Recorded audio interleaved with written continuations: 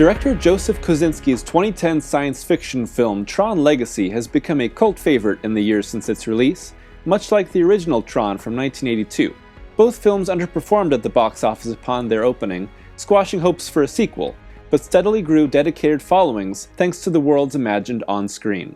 Thanks to their state-of-the-art technology and commitment to bringing something new and unique to life, they've captured the imaginations of millions who chose to venture into their dangerous digital worlds. Like the original Tron, Tron Legacy follows the story of a man trapped inside a digital world known as the Grid, where the forces of order and rebellion clash. Here in Tron Legacy, it's Sam Flynn, who is sucked into the world of the Grid in the search for his long-missing father, Kevin, who once traveled to the Grid in the original film. Once in this digital world, Sam is quickly forced to fight for his life in gladiatorial combat and against the digital overlords who have come to oppress all others. Form and content are two distinct but inseparable aspects of all art, with form, including the techniques and style being used, ultimately conveying the content, or meaning, of what has been depicted. In Tron Legacy, we see what is perhaps the greatest argument for form as content. Audiences need not read greater meaning into the sights and sounds experienced, as these visual and auditory creations are the ultimate meaning of the film. It's a simple story, but, much like the first film, is meant as more of a simple skeleton upon which is built a vibrant and unforgettable world. In its opening minutes, Tron Legacy dwells in the real world, seen through the lens of a nighttime city skyline. The clean and vibrant lines of the Grid that will soon be seen everywhere reflect in the stark Encom Tower and surrounding buildings. Once Sam and the audience enters the Grid, visualized in a sudden influx of neon grid patterns, these imposing forms overtake the environment and stretch as far as the eye can see. With dangerous recognizers sweeping the skies and ferocious minions prowling the streets, the world of the Grid feels alive and filled with history. While that may seem shallow, Tron Legacy is devised as an experience, something pure and simple, but pulsating with a living, breathing imagination that keeps the fictional world living far after the story's end. When you hear someone mention what they love about Legacy, it's typically not its story, but something far more sensory. There are countless films who layer greater meaning into their stories through the coalescence or juxtaposition of form and content. Here, Tron Legacy's world is meant to be inhabited. This is far more an experience than a story. From its massive establishing shots that expose the scope of this neon world, to its intimate moments that dwell upon the sterile yet vibrant corners of the Grid, each moment of Tron Legacy is devised to further establish this technologically alien environment. With a background in CGI video game commercials, it's clear that Kosinski has an eye and passion for visual storytelling, which was put to full use in bringing back the world of Tron. Arenas, homes, clubs, wastelands, they all make up the larger world of the Grid. In turn, they expose the cohesiveness of this singular technological vision as well as its many contrasting elements. Set in a constantly nighttime world, the Grid is self-lit, with structures, vehicles, and the people themselves bringing harsh, multi-tinted light to this foreboding vista. The Grid is a supremely dangerous place to be, but it's so fully realized that you can't help but want to be there. This digital world of clean, harsh lines is also given literal life in the streams of hard light that spill from the light cycles in combat, making the Grid a world that both lives and dies by light. And those deaths are spectacular in and of themselves too. De-resed opponents shatter into millions of scattering cubes, littering the ground with broken coding and further enforcing this realm's distant yet frightening reflection of the human world. When first glimpsed in 1982's Tron, the Grid was a starkly unique yet unfinished vision. In reality, the limitations of the time prevented a true immersion into the world, even if the monolithic neon nature of the environment would form the bare basics of the sequel's aesthetics. Modern technological advances mean that the world of the Grid can be fleshed out and turned into an underlit, stormy, mood-filled reinterpretation of the Spartan-like original's designs, and it's all the better for it. These advancements mean that the Grid can also be a reflection of modern technology. The bare-bones visuals of the original play well against an era where Donkey Kong Jr. and Joust had just arrived.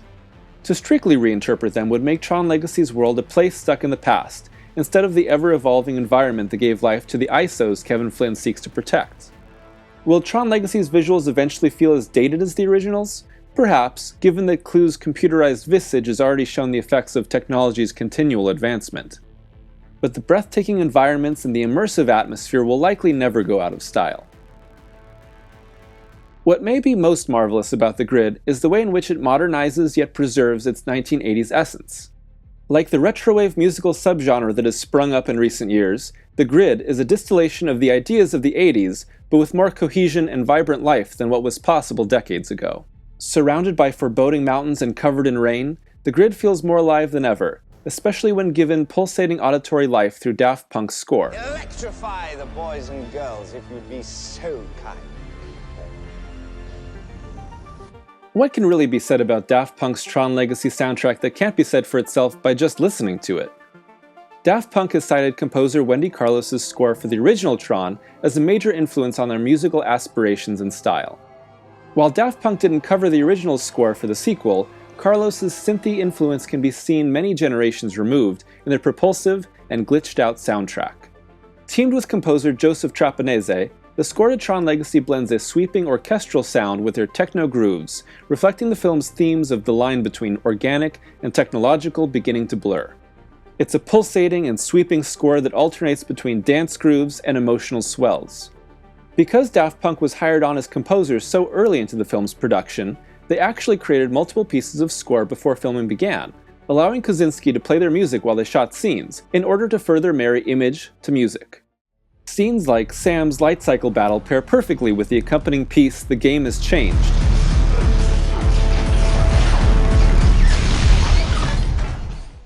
And the nightclub brawl fits just right with Derezed. While that dance floor scene is one of the only moments of Daft Punk's score becoming diegetic music within the film, The Grid almost seems like the type of environment to organically create such music from its very foundation. And much like the visual aesthetics of the film, the Tron Legacy score feels like an extrapolation of an 80s view of what the future could be. There is no juxtaposition of score versus image in Tron Legacy, only perfect marriage of the two.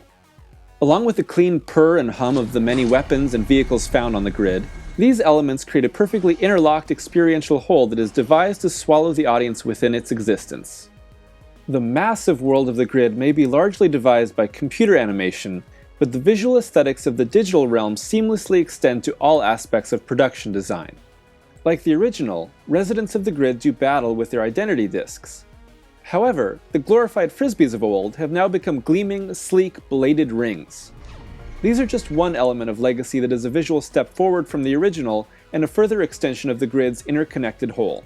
Unlike many films who make the profound mistake of completely creating their far-flung worlds from green screen, Tron Legacy used plenty of sets.